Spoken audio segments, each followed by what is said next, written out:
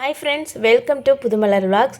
இன்றைக்கி வந்து யாரை பற்றி பார்க்க போகிறோம் அப்படின்னு சொல்லி பார்த்தீங்கன்னா, என்ன வீடியோன்னு பார்த்தீங்கன்னா, நம்ம நந்துசாய் புட்டிக் இருக்காங்க இல்லையா, அந்த நந்துசாய் புட்டிக் நந்தினி இவங்க வந்து இப்போ ரீசெண்டாக வந்து ஒரு வீடியோ போட்டிருந்தாங்க.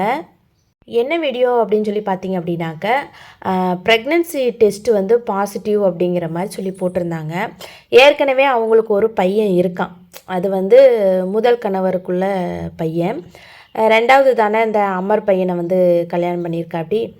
அதனால் வந்து அவங்களுக்கு இப்போ அந்த பையனை மேரேஜ் ஆனதுக்கப்புறமேல் வந்து பார்த்திங்க அப்படின்னாக்க, இப்போ வந்து அந்த பேபி வந்து உண்டாயிருக்காங்க. ஸோ அமருக்கு வந்து இப்போ ஆனாலும் அந்த ஃபஸ்ட்டு பேபி அந்த பையனை வந்து தன்னோட முதல் பேபியாக தான் பார்த்துட்ருக்காங்க. அது பார்க்கும்போது ஒரு சந்தோஷந்தான். நிறைய பேர் வந்து சில பேர் வேறுபாடெல்லாம் பார்க்காம நம்ம சொந்த குழந்தை அப்படிங்கிற மாதிரி அந்த அமர் தம்பி வந்து பார்க்குறது ஒரு சந்தோஷம் தான் பார்க்குறவங்களுக்கு. ஆனால் வந்து சில பேர் என்ன சொல்லியிருக்காங்க அப்படின்னா, அவங்க ஃபஸ்ட்டு வீடியோ போட்டிருந்தோம் என்ன சொல்லியிருக்காங்க அப்படின்னாக்க, ரெண்டாவது பேபி தானே, இதுக்கு வந்து இவ்வளோ சீனு வந்து ஆகாது அப்படிங்கிற மாதிரி சொல்லி போட்டிருக்காங்கன்னு சொல்லி ரெண்டாவதும் ஒரு வீடியோ போட்டு பேசிட்டு இருந்தாங்க. நானும் பார்த்தேன்.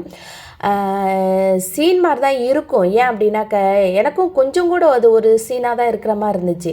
ப்ரெக்னென்சி டைமில் வந்து எல்லாமே வந்து ஹஸ்பண்டை ஷேர் பண்ணிக்கணும், அந்த விஷயம் இவ்வளோ ஒரு நல்ல பெரிய ஒரு விஷயம் வரக்கூடாதா அப்படி நிறைய பேர் எதிர்பார்த்துட்ருப்பாங்க. அது வந்துருச்சு கிடச்சிருச்சு அப்படிங்கும்போது அளவிலா ஒரு சந்தோஷம் தானே. அது எத்தனை குழந்தையானாலும் ஒரே மாதிரி தான் ஃபீல் வரும், ஒரே மாதிரி தான் இருக்கும். ஆனாலும் இந்த ஃபஸ்ட்டு பேபிக்கு இருக்கிற அந்த சந்தோஷத்தை பயங்கர சந்தோஷமாக இருக்கும்னு நினைக்கிறேன். நான் நிறைய பேருக்கு அப்படி தான் நடந்திருக்கும். அது என்னங்க, எனக்கு ஒன்று மட்டும் புரியலை. கன்சீவ் ஆகிறதுக்கு முன்னாடி டேட்டு தள்ளி போனதுலேருந்து அந்த டெலிவரி வரைக்கும் ஒவ்வொரு வீடியோவாக டெஸ்ட் பண்ணுறதுக்கு ஒரு வீடியோ, ஹாஸ்பிட்டல் போகிறது கன்ஃபார்ம் பண்ணுறது ஒரு வீடியோ, அப்புறம் வந்து பேபி ஷவர் அது இதுன்னு வரிசையாக அதை வச்சு ஒரு 100 வீடியோவாவது அந்த ஒரு கண்டென்ட்டை க்ரியேட் பண்ணி ஒரு 100 வீடியோவாவது வந்துடும்.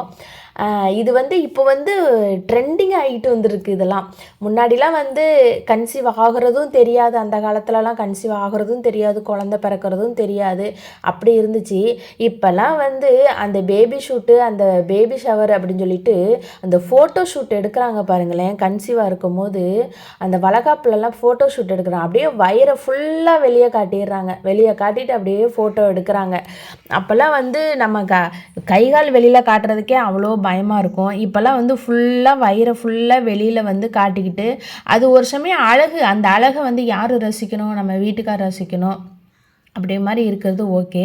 ஆனால் அந்த வயிறு ஃபுல்லாக அந்த வெளியில் தெரிகிற மாதிரி அந்த வீடியோவை எடுத்துகிட்டு அதை வந்து பப்ளிக்லேயும் போட்டு விட்டு எல்லாத்தையும் காட்டி ஒரு வியூஸி வாங்கிக்கிறாங்க. சரி, ஒத்துக்கிறேன் நான். என்னன்னாக்கா, இதெல்லாம் ஒரு ஸ்பெஷல் மெமரி. இதெல்லாம் வந்து நம்ம ஃபோட்டோவில் கூட நம்ம சேவ் பண்ணி வச்சுக்க முடியாது. அதனால் வந்து ஒரு யூடியூப்பில் ஒரு சேனல் ஓப்பன் பண்ணி அதுவும் நமக்கு ஒரு ஞாபகம் மாதிரி தான் அதை வந்து அதில் வந்து வச்சுக்கிறாங்க, க்ரியேட் பண்ணி வச்சுக்கிறாங்கன்னு வச்சுக்கோங்க.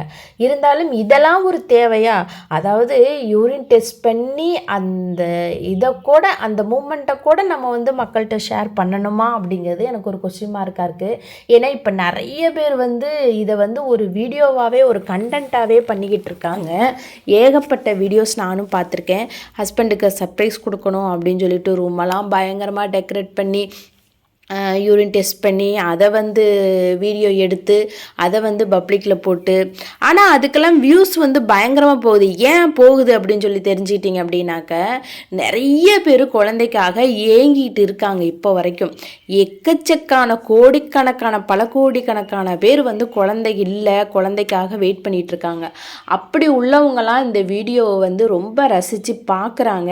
பார்க்குறது மட்டும் கிடையாது, நமக்கும் இந்த குழந்தை இல்லையே, நமக்கும் இந்த மூமெண்ட் வராதா, நமக்கும் இந்த ஹாப்பி நியூஸ் வந்து நம்ம லைஃப்பில் வந்து வராதா அப்படின்னு சொல்லிட்டு ஏகப்பட்ட பேர் வந்து ரொம்ப ஃபீல் பண்ணி அந்த வீடியோவெல்லாம் பார்க்குறது உண்டு. அதனால் வந்து இந்த வீடியோஸ்லாம் நிறைய வியூஸ் போகுது. அதுக்கு வேண்டியே வந்து நிறைய பேர் என்ன செய்வாங்க அப்படின்னாக்க, இந்த வீடியோஸ் எடுத்து போட்டுக்கிட்டு இருக்காங்க. ஆனால் இவங்களும் அதே மாதிரி தான் இந்த நந்தினி வந்து நந்து சாய் புட்டிக்கில் வந்து அவங்க நந்தினி வந்து போட்டுக்கிட்டு இருக்காங்க. நந்து வந்து போட்டுட்ருக்காங்க. போடுறது ஒன்றும் பிரச்சனை இல்லை. ஆனால் வந்து இவ்வளோ விஷயங்களையும் வெளியே கொண்டு வரணும். இப்போ ஜஸ்ட்டு வந்து இப்போ அவங்க வீட்டுக்கார் வரும்போது இருக்கும்போது இதை மாதிரி நான் டெஸ்ட் பண்ணேன், நமக்கு வந்து பேபி பிறக்க போது, நமக்கு வந்து குழந்தை, நீ வந்து அப்பாவை போகிற அப்படிங்கிற சர்ப்ரைஸ் கொடுக்குறது ஒரு வீடியோவை எடுக்கிறது ஓகே. அதை எடுத்து அந்த கிட்டில் போட்டு அதை டெஸ்ட் பண்ணி அதை பாசிட்டிவாகி அந்த நம்ம ஃபீலிங்ஸ் எல்லாம் வீடியோ எடுத்து இதை எல்லாமே ஷேர் பண்ணணுமா அப்படிங்கிறது எனக்கு கொஸ்டினாக இருக்குது. இப்போ இதெல்லாம் ஃபுல்லாக ட்ரெண்டிங் ஆயிடுச்சுன்னு நினைக்கிறேன். இதை பற்றி நீங்கள் என்ன நினைக்கிறீங்க அப்படின்னு சொல்லிட்டு மறக்காமல் கமெண்ட் பண்ணுங்கள். இதை நான் உங்கள்கிட்ட ஷேர் பண்ணிக்கணும்னு நினச்சேன், ஷேர் பண்ணிக்கிட்டேன். நம்ம வீடியோ பிடிச்சிருந்தா லைக் பண்ணுங்கள், ஷேர் பண்ணுங்கள், கமெண்ட் பண்ணுங்கள். மறக்காமல் நம்ம சேனலையும் சப்ஸ்கிரைப் பண்ணி வச்சுக்கோங்க. இது மாதிரி நிறைய விஷயங்கள் நம்ம வீடியோவில் வந்துக்கிட்டே இருக்குது, நிறைய vlog வந்துக்கிட்டே இருக்குது, நிறைய ஷார்ட்ஸ் போட்டுக்கிட்டு இருக்கேன். ஸோ நம்ம சேனலில் கண்டிப்பாக மறக்காமல் சப்ஸ்கிரைப் பண்ணுங்கள். இன்னொரு வீடியோவில் சந்திக்கிறேன். அது வரைக்கும் பாய்.